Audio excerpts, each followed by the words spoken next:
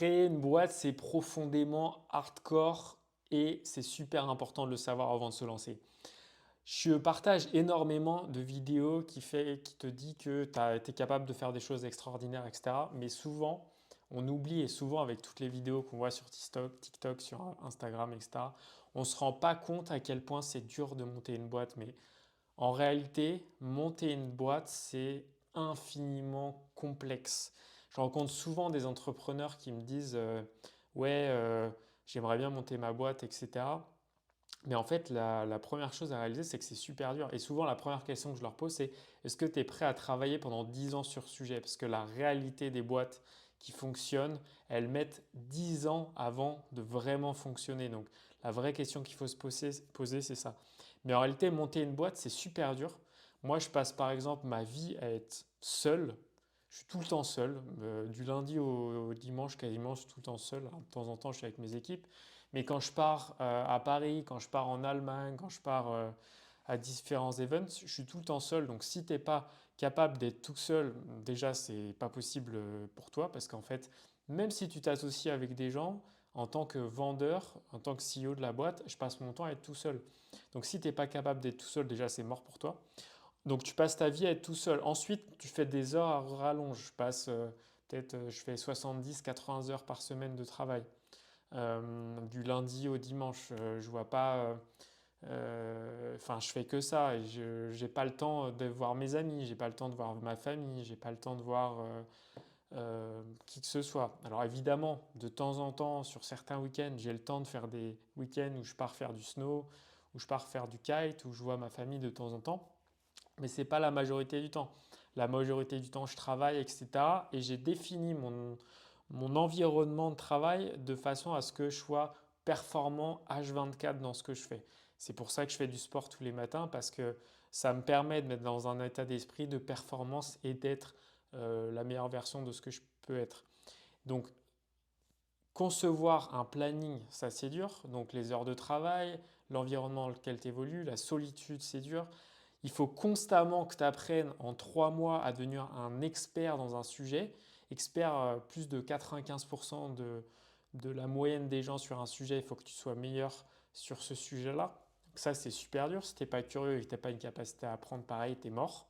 Parce qu'en gros, moi, je dois devenir expert en communication, expert en sales, expert en levée de fonds, expert en ingénierie, dans des sujets que jamais de la vie j'aurais pensé devoir être un expert. Par exemple, sur le sujet d'ingénierie, il faut que je comprenne la météo, comment ça fonctionne, etc., pour pouvoir prédire la météo future. Par exemple, en vente, j'avais aucune compétence, aucune connaissance. Je suis ingénieur de base, donc je ne sais pas du tout vendre et j'ai dû apprendre sur le tas. Au début, quand je me suis lancé sur la vente, je pensais que c'était super simple. Il fallait arriver devant le gars et faire c'est bon, achète mon produit parce que mon produit c'est le meilleur. T'as pas le choix, c'est comme ça que fonctionne le business. Mais en réalité, c'est pas du tout comme ça qu'il faut faire. Ça prend plus de temps, etc. Donc ça aussi, c'est super dur. Il faut devenir très très bon sur n'importe quel sujet. Tu fais énormément d'erreurs, donc tu passes ton temps à échouer, tu passes ton temps à faire des erreurs. Quand tu prends une décision, etc., c'est compliqué. Tu es le dernier rempart pour prendre une décision. Donc, c'est-à-dire que si je dois prendre une décision difficile, c'est à moi de la prendre et à personne d'autre. Et tu es responsable de tes décisions. Tu dois faire tout le travail ingrat. Donc, tout ce qui est possible et inimaginable en termes de travail ingrat, c'est à moi de le faire.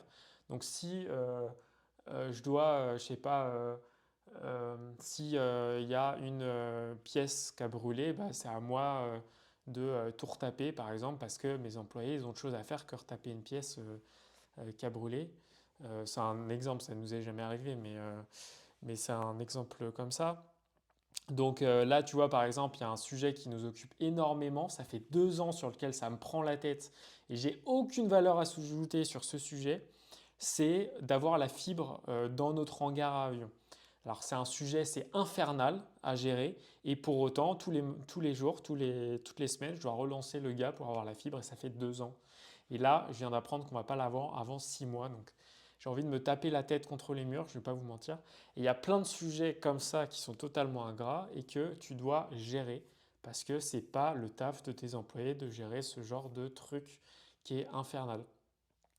Donc dès qu'il y a un sujet comme ça qui est compliqué, c'est à toi de trouver la solution à ce problème, c'est à toi de gérer la compta et tu dois gérer 80% de ce que les gens n'ont pas envie de faire. Donc la compta, envoyer des relances de mails, appeler des gens au téléphone et les convaincre que ta solution c'est la meilleure solution du marché, etc. Et pour autant, c'est ça qui fait que tu es capable de créer une boîte. Et si tu n'es pas capable de faire tout ce que je t'ai dit avant et d'avaler toutes les couleuvres des trucs que je t'ai dit avant, tu seras incapable de créer une boîte et encore moins de créer une boîte exceptionnelle parce que la majorité des gens, ce qu'ils ne réalisent pas, c'est que les gens qui font des boîtes de ouf, ils ont passé une éternité à faire tous ces trucs-là chiants pour que tu finisses par faire des trucs de ouf.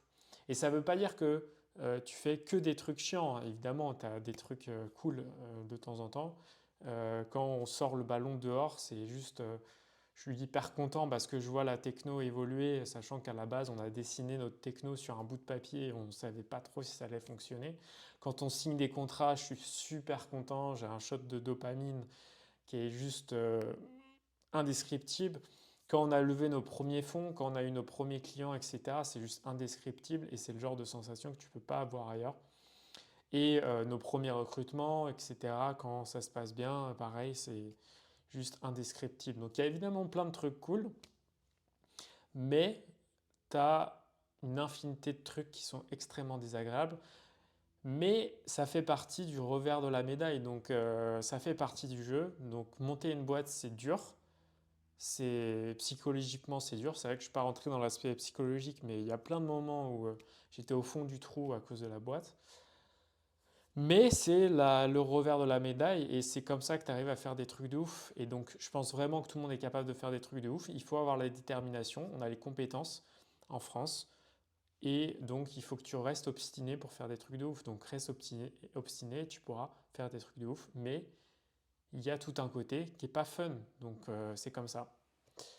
Voilà, accepte et tu arriveras à monter aux cieux. Salut à toi.